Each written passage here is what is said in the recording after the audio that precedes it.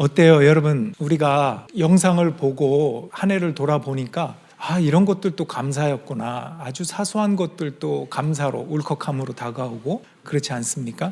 thank라고 하는 감사는 think, 생각한다에서 왔다고 하지 않습니까? 우리가 돌아보고 생각하지 않으면 감사하지 못할 때가 참 많습니다. 금년에 2023년에 주님 안에 굳건하게 서십시오 라고 하는 이 주제를 가지고 Stand firm in the Lord라고 했잖아요. 굳건하게 서기 위해서 4가지를 우리가 실천하자 했어요. 빌립보서 2장과 4장에 있는 말씀드렸는데, 첫째는 말씀으로 굳게 서자, 둘째는 기쁨으로 굳게 서자, 셋째는 기도와 감사로 굳게 서자, 마지막으로 일체의 비결을 배워서 굳게 서자, 이렇게 말씀을 나누었고 1년 동안 그렇게 지내왔습니다. 여러분, 지내온 마지막 끝자락에서 보니 어떻습니까? 과연 사소한 일상, 그냥 스쳐 지나갔던 작은 것들까지도 감사할 수 있다는 것을 깨닫게 됩니까? 혹시 여러분들에게는 특별하고 큰 것만 있어야 감사하겠다고 결심하고 작정한 분 계십니까? 하나님, 저는요 보통 사람은 아니에요. 아주 큰 거 한 방 주셔야 제가 감사하지, 사소하고 일상적이고 누구나 있는 거 그거 감사하지 않기로 결심합니다. 이런 분 없으시죠? 혹시 그런 분이 있으시면 내년에는 좀 달라졌으면 좋겠다, 말씀 안에 새롭게 변화했으면 좋겠다, 그런 마음이 듭니다. 우리 성경 말씀을 한번 따라가 볼게요. 빌립보서 2장입니다. 여기 보면 우리가 4가지라고 그랬는데 3가지가 여기 나와요. 말씀으로 굳게 서자 하는 내용이 위에 있고, 기쁨으로 굳게 서자, 3번째는 염려도 하지 말고 기도와 바라는 그 간구를 어떤 마음으로? 감사하는 마음으로 하나님께 아뢰자. 그래서 기도와 감사. 여러분들 게스해 보세요. 썰이를 갔다 오라고 하면 너무 멀어, 힘들어, 그럴 것 같아요. 넬슨 11시간 갔다 왔기 때문에 썰이 한번 갔다 오세요. 그럼 갔다 오지 뭐. 어떨 것 같아요? 첫 번째일까요? 두 번째일까요? 두 번째예요. 여러분, 뭔가 쉬워진다고 하는 것도 큰 은혜인 걸 깨달으시길 바라요. 내가 뭔가 큰 고난과 어려움을 겪어봤기 때문에 그 다음에 오는 조금 작은 어려움들은 이 정도야 뭐, 이런 것은 굉장히 큰 은혜예요. 어려움을 겪어본 사람만이 누릴 수 있는 특권일 수도 있다는 것입니다. 캠프를 해본 사람은 집에 돌아왔을 때 내 침대가 이렇게 좋구나, 내 집이 이렇게 좋았구나, 캠프를 갔다 와서 느낄 수 있는 그 은혜가 있어요. 사소한 일상의 소중함. 여러분, 이스라엘 백성들이 40년 동안 광야에서 캠프 생활했어요. 천막치고 장막 속에서 살았습니다. 그러다가 가나안 땅에 들어가죠. 거기에서 뭘 배웠을까요? 하나님이 우리와 함께 하시는구나, 우리의 일상이 소중하구나, 하나님은 우리에게 큰 은혜를 베풀어 주셨구나 하는 것들을 깨닫고 알았습니다. 기도하라고 그러면 기도 이퀄 간구 이렇게만 생각해서 이것도 해주시고 저것도 해주시고 그거 저거 다 해주세요, 이게 기도인 줄 아는데 그렇지 않습니다. 원래 기도는 하나님과의 교제예요. 하나님과 가까워지고 그분이 내 안에 계시고 내가 그분 안에 있다는 것을 확인하면서 아름다운 사귐을 갖는 것. 그 사귐 중에서 성품적으로 우리가 해야 될 것은 감사를 표현하는 것입니다. 내가 호흡할 수 있는 것도, 걸을 수 있는 것도, 이렇게 일상을 주신 것도 다 감사합니다. 그런 감사를 우리가 놓치지 않아야 할 것입니다. 자, 마지막으로 4번째는 뭐였냐면 빌립보서 4장에 있는 말씀인데요. 나는 비천하게 살 줄도 알고 풍족하게 살 줄도 압니다. 배부르거나 굶주리거나 풍족하거나 궁핍하거나 그 어떤 경우에도 적응할 수 있는 비결을 배웠습니다. 여러분, 일체의 비결이라는 거 굉장히 중요하고 소중합니다. 이런 말 들어보셨나요? 온도계와 같은 사람이 있고 온도 조절기와 같은 사람이 있다. 온도계와 같은 사람은 환경과 상황에 따라서 그냥 움직이는 거예요. 추우면 낮아지고 더우면 올라가고. 근데 온도 조절기는 뭐죠? 더우면 온도를 조절해 낮춰요. 추우면 온도를 조절해서 올려요. 여러분은 온도계와 같은 사람이 되고 싶어요? 온도 조절기와 같은 사람이 되고 싶어요? 예를 들어 우리가 부유하다고 해서 교만의 지수가 쫙 올라가고, 가난하거나 어렵게 산다고 해서 그 처절함의 열등감의 지수가 바닥을 치지 않습니다. 우리는 일체의 비결, 환경과 관계없이 기도할 수 있고 감사할 수 있습니다. 일체의 비결이라고 할 때 우리는 자족할 줄 안다는 말씀이 이 앞에 나와요. 자족한다는 게 뭐예요? 만족한다는 거잖아요. 그 만족은 내 내적인 어떤 평안함에서 오는 거라기보다는 내 안에 계신 예수님으로부터 옵니다. 이게 은혜예요. 그래서 일체의 비결을 배울 수가 있는 것입니다. 오늘 찬양 중에 충만이라는 찬양, 여는 찬양 2분이 같이 해주셨는데, 가사에 보면 무명이어도 공허하지 않은 것은 예수 안에 난 만족함이라. 가난하여도 부족하지 않은 것은 예수 안에 오직 나는 부유함이라. 예수로 충만하네. 여러분, 어떨 때는 아프지 않으면 배울 수 없는 게 있는 경우가 있습니다. 결핍이 없으면 결코 배울 수 없는 것들이 있는 때가 있어요. 결핍이 사람을 훌륭하게 만드는 경우가 있습니다. 근데 그것은 그 사람이 훌륭해서가 아니에요. 내 안에 예수님이 계시기 때문에 어떠한 환경 상황에도 일체 비결을 배우고 나아지는 성숙하는 사람이 될 수 있도록 만드신다는 의미에서 그렇습니다. 저는요, 여러분들에게 잠깐 고백하자면 지금은 그렇지 않아요. 예전에 혈기가 왕성할 때는 저는 강한 사람에겐 강했고요, 약한 사람에게는 한없이 약했어요. 제 기질이 좀 그랬던 것 같아요. 예를 들어 한국에서 누가 유학으로 왔는데 가끔 보면 그런 분들이 있더라고요. 나는 뭐 학벌이 막 대단해. 그 어떤 사람 중에 스카이라고 안 해요. 그냥 한국에서 제일 좋은 대학 나왔어요. 이렇게 얘기해요. 그럼 서울대 나왔다는 뜻이야. 그렇게 은근히 얘기하기도 하고요. 빌딩이 여러 채 있는데 빌딩 하나가 요즘 경기가 안 좋아서 안 팔려요. 이런 얘기를 왜 하냐고, 도대체 교회 와가지고 나한테. 그런데 저한테만 하면 괜찮아요. 우리 성도님들한테. 우리 성도님들 중에는 힘들게 사는 분도 있고요, 그렇지 않은 분도 있고 그래요. 근데 한국에 막 빌딩이 어쩌고 그러면은 대부분 사람들 제가 봤어요. 보니까 그 사람을 올려주더라고요. 돈이 많고 학벌이 있고 막 명예가 있고 자리가 높다고 하니까 이렇게 보더라고요. 제가 깜짝 놀랐어요. 너무 가슴이 아팠고, 지위가 높다고 해서 높은 자리를 내어주거나 그러지 말라고 성경에 다 나와 있거든요.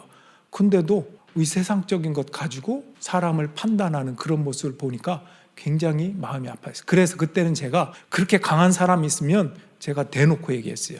교회에서 그런 얘기 하지 마십시오. 신앙생활 하셨다는 분이 왜 이렇습니까? 라고 얘기하기도 했어요. 근데 어느 순간 제가 깨달아지는 게, 이분도 강한 게 아니라 한없이 약한 분이구나. 그래서 이렇게 얘기하는구나. 자기가 그렇게 높아지기 원하는 사람은 강한 사람이 아니더라고요. 내가 얼마나 주님 앞에 겸손하고 얼마나 믿음 안에서 이렇게 성장하는 것이 감사한지 우리가 간증하고 얘기할 건 이 고백밖에 없어요. 누구를 가르치려고 한다거나 좋은 말이 있으니까 누구한테 소개해주고 싶다거나 이게 아니라, 나는 이렇게 형편없는 사람이었는데 예수님 때문에 이렇게 변했어요. 예수님 때문에 그 모든 영광을 주님께 올려드리는 사람이, 그 사람이 높임받아야 될 신앙이 있는 사람이잖아요. 근데 제가 보니까 자기가 그렇게 높아지기 원하는 사람은 강한 사람이 아니더라고요. 한없이 부족하고 불쌍한 사람이더라고요. 얼마나 불쌍하고 인정받지 못하면 내가 세상적으로 가지고 있는 그 계급으로 한마디를 해서 사람들이 알아주길 원하는 거 아니겠습니까? 얼마나 나약한 존재입니까? 얼마나 예수님의 은혜가 필요한 사람입니까? 그 다음부터는 제가 그런 얘기 안 해요. 그냥 그러시군요 하고 넘어가요. 그리고 기도해요. 그분을 위해서. 하나님, 이분이 안타까운 마음이 있네요. 하나님께서 어루만져 주시고, 이분을 열등감, 우월감에 묶여있는 사람이 아니라 주님 안에서 해방되어 자유롭게 나의 부족함도 고백할 수 있는 사람, 누군가를 축복해 줄 수 있는 사람, 그래서 내가 낮아짐으로 남을 높여줄 수 있는 사람, 주님 안에서 강한 사람이 되게 하옵소서. 이렇게 기도하게 되더라는 것입니다. 여러분, 주어진 시간 속에서 일체의 비결을 배우기를 주님의 이름으로 축원합니다. 여러분, 오늘 말씀의 제목을 보니까 다 하나님의 은혜라. 이런 생각과 감사가 없으면 뭐가 은혜라는 거야 도대체? 교회 가면 맨날 뭔가 은혜라고 감사하라고 찬양하라고 기뻐하라고 기도하라고 하고, 내 안에 그리스도가 있냐 없냐의 차이가 있다는 것을 깨달아야 됩니다. 요한계시록 22장을 한번 보여주세요. 주 예수의 은혜가 모든 자들에게 있을지어다. 아멘. 은혜라는 말이 자격이 없는데 주셨다, 이게 은혜예요. 내 안에 뭔가 받을 만한 근거가 있어서 받으면 그건 선물도 아니고 은혜도 아니거든요. 은혜를 선물이라고 하는 것은 나는 자격이 없는데 그분이 주신 거, 그래서 은혜라고 해요. 그러니까 믿음의 사람은 늘 겸손할 수밖에 없고 남을 축복할 수밖에 없어요. 뭔가 내가 우월감을 가지고 열등감을 가지고 남을 억누르거나 뭐라고 하면 시기하거나 비교하거나 그러지 않습니다. 주님 안에 해방되었기 때문입니다. 심은 대로 거둔다, 뿌린 대로 거둔다. 이것은 모든 종교의 윤리, 도덕, 종교 할 것 없이 있는 지침이에요. 기독교에도 있습니다. 그런데 기독교에만 있는 한 가지, 뭐냐? 반전이에요. 은혜라고 그래요.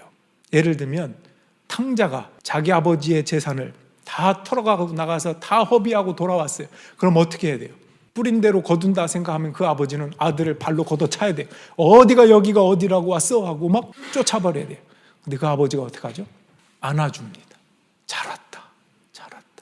그리고 잘 왔다고만 하지 따지지 않아요. 너 어디 가서 뭐 했니? 얼마 잃었니? 뭐 하고 놀다 이제 왔어? 하고 얘기하지 않고 그냥 안아주고요. 씻겨주고 옷 갈아입히고 가락지 끼워주고 친구들 불러서 소잡아 장치해주고. 탕자가 어떻게 할까요?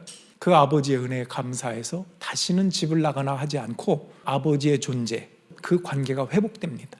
그리고 다시는 그 죄에 머물기를 원치 않습니다. 물론 인간은 약하기 때문에 우리도 하나님의 은혜 용서하심을 받아도 육신의 연약함 때문에 또 죄의 길을 설 때가 있지만 기독교 신앙의 근본은 은혜예요. 우리를 참아주시고 인내하시고 다시 용서하시고 회복해 하시는 그 근거가 하나님께 있다는 것만 우리는 기억해야 돼요. 그럴 때 우리는 죄를 다시 고백하고 하나님의 은혜로 다시 회복할 수 있는 이 반전, 이 선물, 이 구원, 이 은혜가 기독교에만 있습니다. 이 은혜가 누구에게 있을지어다 주 예수의 은혜가 모든 자들에게, 영어 표현으로 보면 God's people, 성도들에게 있을지어다, 하나님의 사람들에게 있을지어다 라는 것입니다. 그 은혜를 받은 사람은 그렇다면 어떻게 살아야 하는가? 사랑으로 사십시오. 여러분, 사랑하는 것과 좋아하는 것의 차이를 금년에 몇 번 말씀드렸어요. 꽃을 예를 들면 좋아해. 꽃을 따다가 화병에 꽂아 놓는 것이 좋아하는 것입니다. 사랑하는 것은 꺾지 않고 그 꽃에다 물을 주는 것입니다. 사랑하는 것에는 희생이 있습니다. 어머니가 자식을 낳을 때 그 고통 가운데서 희생을 치르죠. 뿐 아니라 키울 때도 어머니 아버지가 그냥 키우지 않습니다. 먹여 살려야 되니까 돈 벌어야 되죠. 기저귀 갈아줘야 되죠. 걸음마 할 때 지켜봐야 되죠. 사춘기 가면 또 대화하고 설득하고 인내하고 참아주고 나도 옛날에 그랬구나 회개하면서 또 참아주고 자녀를 향해서 이런 과정들이 있습니다. 여러분, 하나님이 우리를 구원하시고 사랑해 주신 이후에도 또 참아주고 인내하시는 끝이 없는 우리를 응원하고 축복하고 이런 일들을 계속 한다는 것입니다.